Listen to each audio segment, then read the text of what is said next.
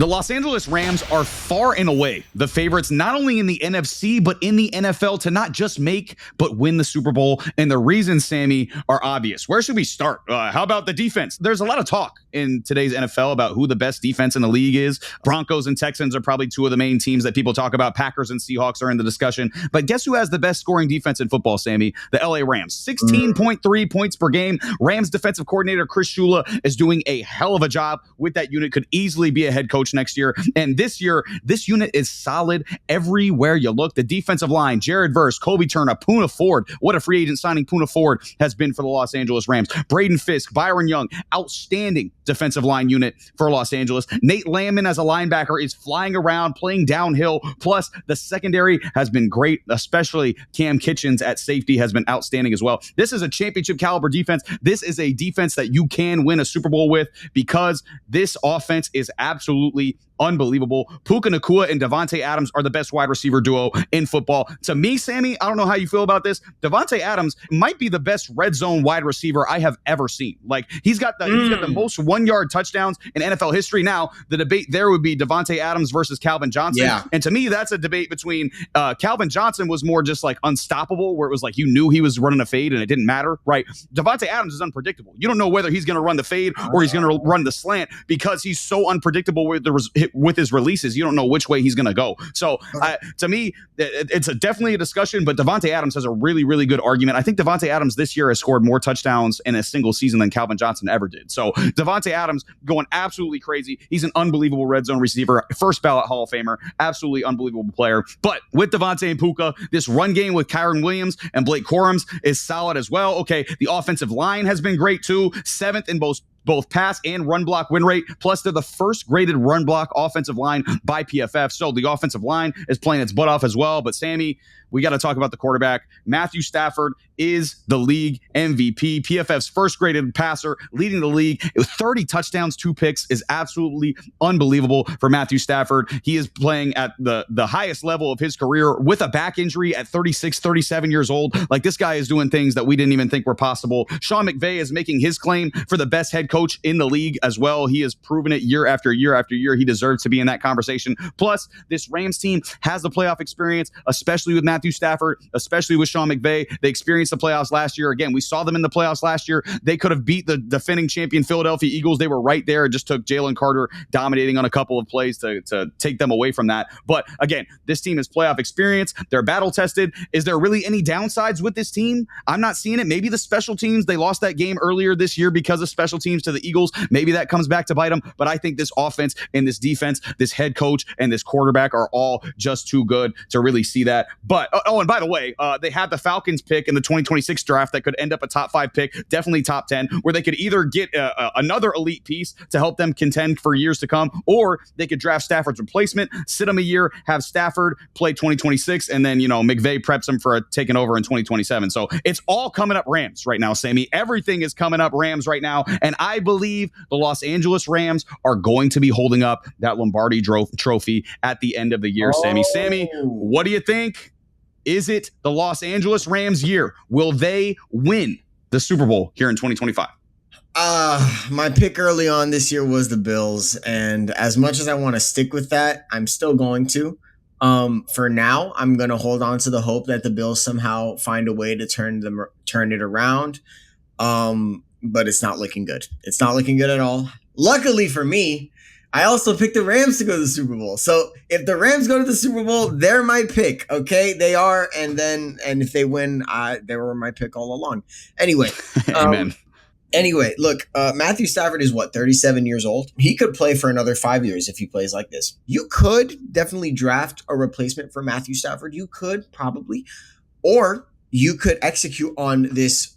I wouldn't call it a career rejuvenation because he's always been this good. What I would call it is just another prime, essentially, because I think this is what this is. I think this is another prime. I think they're going to go to the Super Bowl this year again, and I think they're going to do it, and they're going to have control over the NFC. They're going to win 14 games, 15 games around there. That's how confident I am in this Rams team. But I want to talk about this defense. For a second, because coming into the year, there was a bit of some question marks, right? Like around the defense, like can it be this good, like, as good as last year, right? Can it? And the answer is yes. The answer is yes, and they're top 10 in sacks. They're obviously the best defense in the league in terms of points per game. They're also forcing a lot of turnovers. When you look at the yards in general, it says 13th in passing yards and 13th in rushing yards. I don't like bend don't break defenses, but I trust this bend don't break defense enough because it's the Rams. I know it's weird.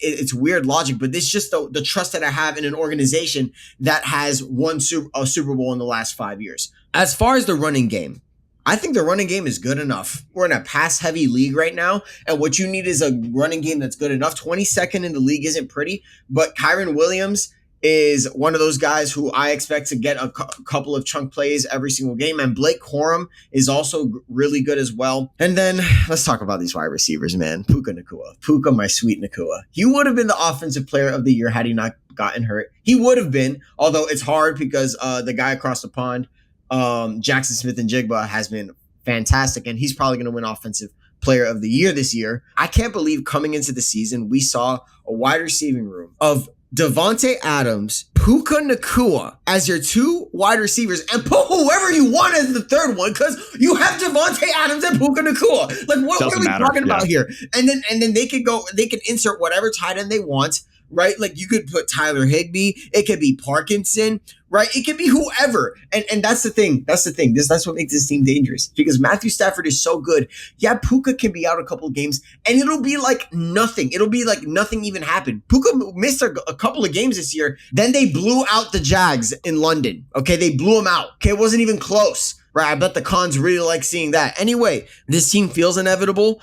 I will say the one team that I think I'm a little worried about, and it's the Eagles. And we're going to talk about the Eagles in a second because of their offensive woes. But I feel like the Eagles have this weird thing, and ironically, I think it's because of Jalen Hurts, and I've said a lot about Jalen Hurts in the past. But I think Jalen Hurts has the ability to keep everything together, and that's why this team isn't unraveling right now. They unraveled this past Sunday, granted, but it's why this team is still winning games. They're the only team, in my opinion, and it's really because of their defense and the trade acquisition of Jalen Phillips, that I think that this team, that's the only true threat that I can take seriously in the NFC. And that's why, in my opinion, and if they're the only true threat, you might as well lock them in for a Super Bowl. That's how confident I am in the Los Angeles Rams right now. Yeah, I think the Eagles should definitely be taken seriously, and Joe's Seahawks should still be taken seriously, even though that the Rams just beat them. I think we still have to take the Seahawks seriously because Seahawks fans have been blowing up. By the way, shout out to Seahawks fans blowing up our videos on YouTube, Instagram, and TikTok. It's going off on all three platforms, so shout out to y'all. But they were talking about, again, Sam Darnold threw 4 picks in that game versus the Rams, and they had a field goal to win it. So imagine if Sam Darnold throws 3 picks. They probably win the game. And then imagine if Sam Darnold just takes care of the football. Like they could easily, they could compete with anybody if Sam Darnold takes care of the football. That's kind of my thing, though, Matt. Like, that's kind of my thing. Like, he can't do that. Like, he can't do it. You don't think he's ever going to be capable of doing that on a given game? No, because I've seen it happen multiple times. Sorry, Seahawks fans. This is what you signed up for. And Minnesota, they probably could use Sam Darnold right now. The granted, okay, this is not. Oh man, yeah, they would 1,000% take Sam Darnold after seeing what's going on with JJ McCarthy. But the thing is with Sam Darnold is you are who you are until you're not. And right now, he is who he is. Like, this is who he's been his entire career. Turnover prone and can't come up when he needs to come up. Now, you could prove me wrong. You could do that. But this past week against the Rams, he had an opportunity to really show up, and he threw 4 picks. And look, I don't know if he's going to throw 4 picks again. I also don't think the Rams are going to struggle that much offensively. Like, I really don't. I really do think that it's very possible that they could see the tape, see what they did wrong, and score 30 on the Seahawks. I mean, it's entirely possible. Like, it's not out of the realm of possibility either. I agree with that too. And two, if you were watching that game, it looked like the Rams got conservative offensively too, because they knew the defense was just going to continue to lock up Sam Darnold in that Seahawks offense. So you could see them kind of start to get conservative. That got them in trouble in the end because, like I mentioned, the Seahawks had an opportunity to win it. But I think in a future game, the Rams, again, I'm not picking the Seahawks. I'm just saying I think the Seahawks would have an opportunity to beat them. The Seahawks are still a good team. Definitely. They're the top 3 team in the NFC. I'm not saying that they're not going to be a threat in the NFC, and they're going to win a playoff game. They're going to, and they could, But I'm saying if they match up against the Rams, right? If they match up against the Eagles, I'll go as far as to say the Lions, right? If they somehow match up there, I trust Jared Goff right now more than I trust Sam Darnold. I just don't trust Sam Darnold. That's the thing. And there's nothing that I have seen that has made me think, oh, I can trust him. What have you seen anything, Matt? Have Seahawks seen anything? Have Seahawks fans seen anything? How about Minnesota? Did Minnesota see anything? Like, I just don't think I haven't seen it, so I can't believe it's happening yet. Like, I need to see it first. I think in this the argument that I would make for Sam Darnold is this iteration of Sam Darnold. We haven't seen him in many big games. The problem is when he's been in big games, he's been bad. You know, that last regular season game against the Lions, the playoff game against the Rams, which some Seahawks fans are like trying to, or some people, Sam Darnold fans are trying to excuse, like, oh, the offensive line was really bad. It's not Darnold's fault. Darnold was bad too. Like, two things can be true. The offensive line can be bad. Darnold can be bad too. Darnold was also bad. Okay, so let's not. And he was running himself into some of those sacks too. But I also believe that just because you've played bad previously in big moments doesn't mean you can't play good in the future in big moments. Right. So I do believe Darnold has some big moments in his career coming up. However, again, his performance against the Rams has not been good so far. 0-3 in his last 3 against the Rams, and the numbers are not very good, like we talked about last week when we talked about the Seahawks. But I'm a Rams guy. I'm probably biased because they came to my gym /house /work and they trained here. And two, while they were training here, me and my buddy who owns the gym, we were talking about it. It's like we're literally saying while they were working out, like, this is a Super Bowl team. Like, just how they went about their business, everything was so detailed. There was 40 of them that showed up, like, just an involuntary workout. 40 of them showed up and came and trained their asses off, and they were out late the night before too, doing some sort of event. So the fact that they were all there training their asses off, and Stafford was freaking there, like he didn't have to be there, like all the vets didn't have to be there, but they were still there up early training. Like, that showed me something with this team. And obviously the roster's good, the coaching's good, the front office is good, everything with this Rams team is good, and that's why I think these Los Angeles Rams are going to be in the Super Bowl this year. This has been Between the Uprights. Football is life. The rest is just details.